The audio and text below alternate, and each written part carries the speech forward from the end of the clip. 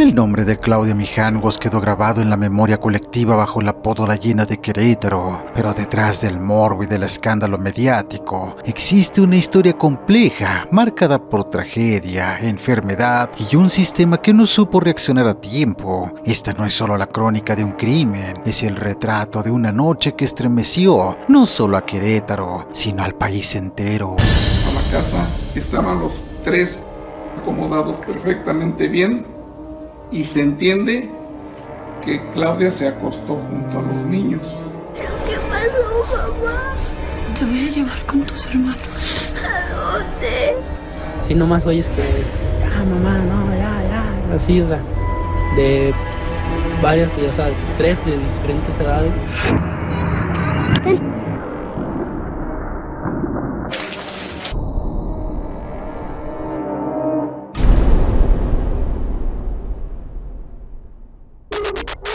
No puedes dormir, comparte tu insomnio con el perturbador caso de La Llena de Querétaro.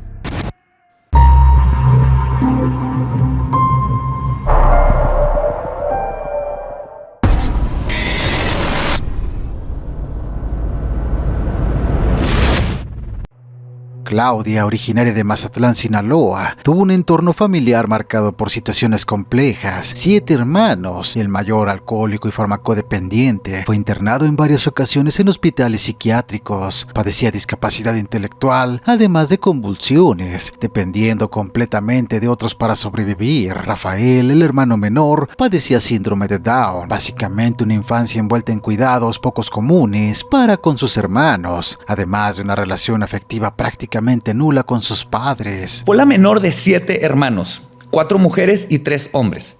La madre, María del Carmen Arzac, era referida como una persona dominante, autoritaria, agresiva, cerrada en sus creencias, fanática de la religión, con escasa capacidad de discernimiento y no ofrecía una posibilidad de contacto con sus hijos. Con todo y eso, ante todo pronóstico, fue popular entre sus amigas, inteligente pero de temperamento fuerte. Destacó sobre todo por ser una joven bonita. Fue candidata en un concurso de belleza llamado Reinado de las Fiestas en el 75. Estudió comercio y administración. Tras graduarse y heredar dinero luego del fallecimiento de sus padres, se casó con Alfredo Castaños Gutiérrez, un hombre 8 años mayor que ella y con quien se mudó a vivir a Querétaro. Compró una casa y abrió una tienda de ropa exclusiva para mujeres. La relación entre Claudia y Alfredo fue bastante tóxica. Casi desde el inicio del matrimonio comenzó a presentar episodios depresivos y conductas agresivas, como perseguirlo con un machete en la mano. Y es que las señales estuvieron desde que era niña, pues aseguraba hablar con ángeles que le decían qué hacer y qué dibujar. De Mijangos. Okay. Y le conta a la mamá cómo Mijangos se iba a siestas y luego se levantaba y llegaba con dibujos que ella decía que le había dicho, y le decía a la señora, mira, esto es lo que me dijo el ángel que dibujara, ya viste, este es el demonio tal, y le explicaba que era qué tal demonio y todo eso. ¿De qué es lo que estaba dibujando? En el 78 nació su primera hija, Claudia María. 2 años después fue Ana Belén. Y en el 83 su último hijo, Alfredo Antonio, que a pesar de sus arranques violentos, nunca se le vio ni un testimonio que asegure los violentaba de alguna manera. Se comportaba como una madre cariñosa con sus hijos, tranquila y normal, o sea, no se notaba ninguna cosa anormal en ella a simple vista. Como lo había comentado, con una infancia complicada, padecía de alucinaciones, mismas que nunca cesaron. Claudia se la llegó a comentar a su esposo. Lamentablemente, le tocó una época donde las enfermedades mentales eran satanizadas y, para desgracia de sus hijos, fue algo que no atendió a tiempo, y es casi seguro que fue una parte muy importante del por qué ese matrimonio no prosperó. Cambios de humor repentinos, gritos y discusiones constantes, y aunque Alfredo intentó salvar su unión asistiendo a terapia de pareja, Claudia tenía ojos para otra persona, un padre. Mijangos, una mujer sumamente religiosa, vio en el padre Ramón su escape de la realidad. Aunque vivían bajo el mismo techo, ya se encontraban en pleno proceso de divorcio. Mientras tanto, la obsesión de Claudia por el padre Ramón no hacía más que crecer. Sentía que el vínculo con él era algo más que una atracción. Personas del entorno escolar hablaban de una conexión especial entre ambos y que con el tiempo se empezó a rumorar que existía un romance. Para Claudia, el sacerdote no era solo un guía espiritual, sino alguien por quien desarrolló un fuerte vínculo emocional. Intentaba buscarlo, hablar con él y mantener contacto a toda costa. Dígame, padre, si está mal estar enamorado de un hombre que no es mi esposo. Dígame si está mal. Tuvo un punto de quiebre. Personas cercanas a Claudia notaron cómo intensificó su inestabilidad mental. Se mostraba ansiosa y confundida. Con el paso de los días, su comportamiento cambió drásticamente. Decía escuchar voces, aseguraba tener visiones religiosas y creía que fuerzas divinas le hablaban o le daban señales. Comenzaba a llamar y me decía: es que no puedo dormir. Ella veía cosas, demonios, ángeles, y me decía que el padre Ramón llega desnudo. ¡Protégenos! Las constantes peleas con su exmarido hicieron que por fin buscara ayuda. Lamentablemente fueron malos diagnósticos, además de una omisión de medicamentos, los que terminaron por provocarle el brote psicótico del 23 de abril del 89. Porque el neurólogo ya se lo había diagnosticado, pero ella no se tomó el medicamento. Sensación de macropsia o micropsia. Ven que las cosas o las personas como que se hacen grandotas o como se ha dicho, tienen crisis súbitas o de ira o de alegría o de mucho coraje, ¿no? O de depresión o de ansiedad. Había demasiadas señales que nadie vio nunca. Claudia dejó de trabajar en un banco porque el dinero olía mal. Pensaba que la estaban vigilando solo porque pasaba un camión por la calle donde vivía. Encontró una almohadilla con alfileres clavados y aseguraba que la estaban haciendo brujería, que había una silla con las patas apuntando hacia su casa, que le estaban haciendo daño. Incluso hay un testimonio que cuenta que dentro de sus acciones de tipo paranoide, en una fiesta una amiga le comentó que estaba bonita su blusa y esta se la quitó en ese momento para dársela, sin importarle que se quedó en ropa interior. Alucinaciones olfativas o gustativas, el automatismo, en el cual se hacen cosas y después no se acuerdan. 3 de abril por la mañana, Claudia ya no se sentía nada bien. Tuvo que hablar a su expareja para que éste llevara a los niños a una kermés. Esa sería la última vez que sus compañeros de escuela verían a Claudia, Ana y Alberto con vida. Los domingos es una fiesta muy grande. Al día siguiente no hay clase. Alfredo Castañón lleva a los niños a una kermés de la escuela. Cuando Alfredo regresa y deja a los niños, tienen una discusión muy fuerte. Al inicio, él expresó su intención de reconciliarse. Con todo y que sabía sobre el romance con el padre Ramón, hubo gritos y forcejeos como señal de que no llegaría a nada. Y justo antes de retirarse y ver por última vez a sus hijos con vida, Claudia se despidió. Antes de marcharse, Alfredo recibió de Claudia una última frase escalofriante, dicha con voz baja, pero llena de veneno y determinación. Alfredo, te vas a arrepentir. Fueron las últimas palabras que se cruzaron entre ellos. Entre las 4 y 5 de la mañana, tomó el teléfono y le marcó a su amiga Verónica Vázquez. Durante esa conversación se mostró alterada, confundida y con un discurso extraño, diciendo que Mazatlán había desaparecido y que Querétaro era un espíritu. Lamentablemente, su amiga decidió no ir en ese momento, sino al día siguiente, sin saber que eso pudo haberle salvado la vida a los pequeños. La voz le dio la primera indicación: tomar 3 cuchillos de la cocina, uno para cada hijo.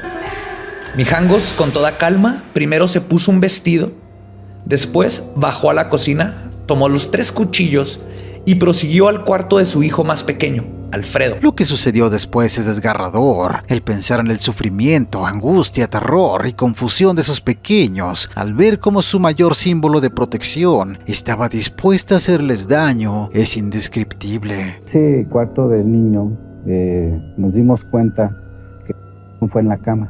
En ningún momento se paró el niño. Él fue agredido. Le quitaron la vida y en ese cuarto se desangró. Y de ahí lo traslada igual a la recámara principal en donde estaba ella. Intentó amputarle su mano izquierda. El dolor y miedo debieron ser desgarradores. Amputación no completa porque se veían los tendones, músculos, hueso. No alcanzó a por completo esa madre. Sus gritos alteraron a la hermana mayor, Claudia María de 11 años, quien intentó intervenir y le rogó que se detuviera, pero esta la terminó en varias ocasiones, para después irse por Ana Belén, quien se encontraba en shock y no opuso resistencia. ¿Pero qué pasó, mamá? Te voy a llevar con tus hermanos. ¿A dónde? Puso los cuerpos en el dormitorio principal, se sentó junto a ellos y se provocó heridas superficiales antes de perder el conocimiento. Estaba tapizada de imágenes religiosas. Era inexplicable que una mujer profundamente religiosa y hubiera sido capaz. Una de las vecinas refiere haber escuchado unos gritos que decían: "A mí no, mamá".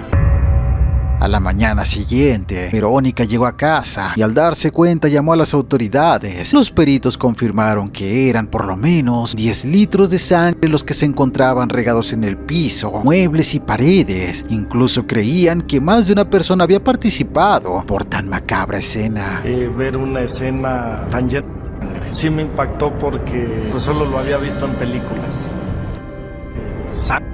Sangre y sangre. Cuando Mijangos despertó en el hospital, no recordaba nada. En el interrogatorio se mostraba angustiada. Decía que tenía que ir a casa porque los niños estaban dormidos. A los 3 días, la mujer daría su primera declaración. Intentó desviar su responsabilidad, señalando al padre Ramón, asegurando incluso brujería. Por lo mismo, entre la población comenzó el rumor de una posesión, sobre todo por lo sangriento y sanguinario de lo que sucedió en esa casa. Las vecinas se abrazaban, llorando sin poder creerlo. La noticia corrió rápido de boca en boca. Algo terrible había pasado en casa de los Mijangos. Otros, pálidos, recordaban haber visto a Claudia, haberla visto en misa el domingo anterior, rezando con devoción.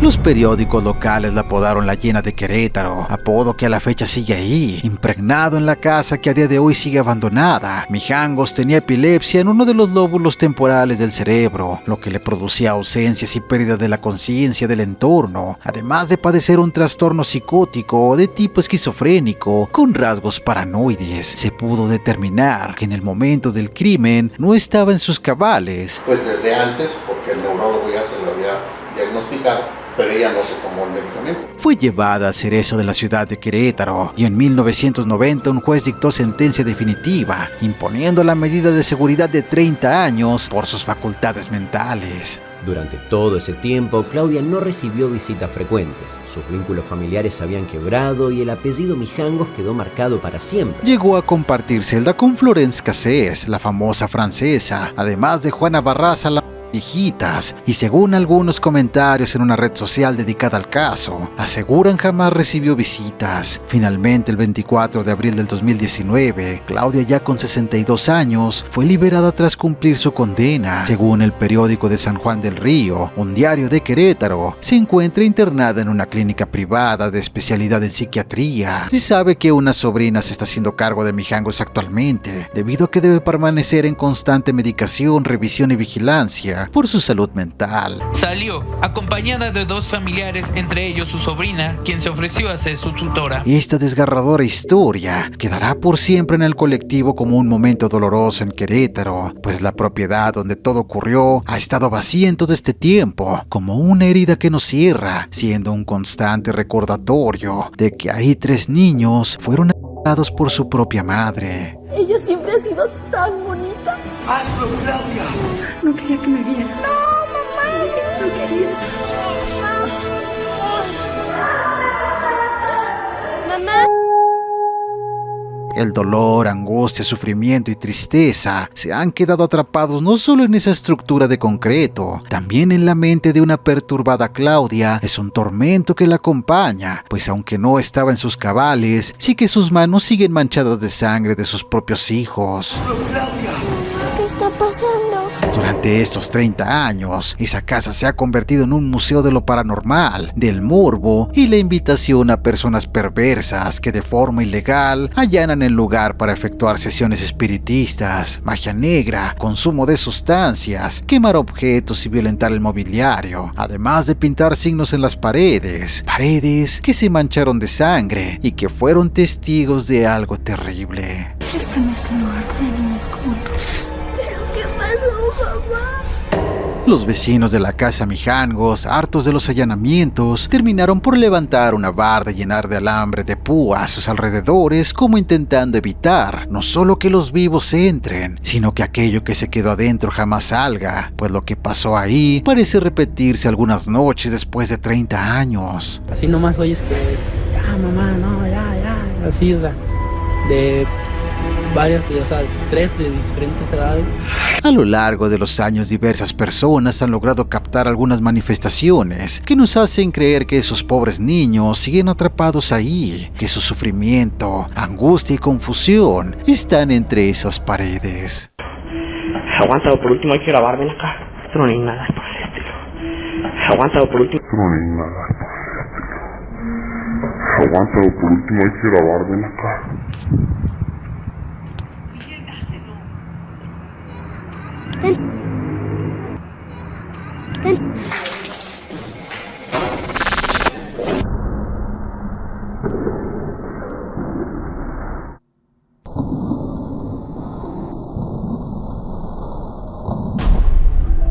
Al final, esto no es solo una historia de horror, es un recordatorio incómodo de que detrás del perturbador apodo viene una pregunta incómoda: ¿dónde termina la responsabilidad individual y dónde empieza la enfermedad mental? ¿Cuánto podríamos señalar a los demás involucrados? El padre Ramón se aprovechó de su investidura celestial para acercarse a una mujer que de entrada era religiosa, además de tener problemas de salud mental. Luego del escándalo y con los niños finados, fue enviado a España por la iglesia. Nunca habló al respecto y hasta la fecha poco o nada se sabe de él. El sacerdote. Claro, porque en su momento no quería que se descubriera ese acto que estaba pasando. El detonante, y que fue la relación entre ellos dos. Sí. Y a partir de eso ya no pintó el sacerdote. O sea, bueno, No. ya no sale en la historia Ya no para sale nada. Nada. Como todos sabemos lo que se llega a hacer en la iglesia, ¿no? De cambio de parroquia, y que lo que pasa, la gente no tiene memoria. Por el lado de su ex esposo, Alfredo Castaños, ha sido ingresado 5 veces a la cárcel en Culiacán, Sinaloa. Según vecinos, su comportamiento a menudo se ve empañado por arrebatos de ira. Un ser humano que muy seguramente fue el gatillo definitivo, el detonante de su psicosis final, esa relación tóxica y enfermiza a la que él estaba aferrado a tener. También lleva sin duda manchas de sangre de sus propios hijos.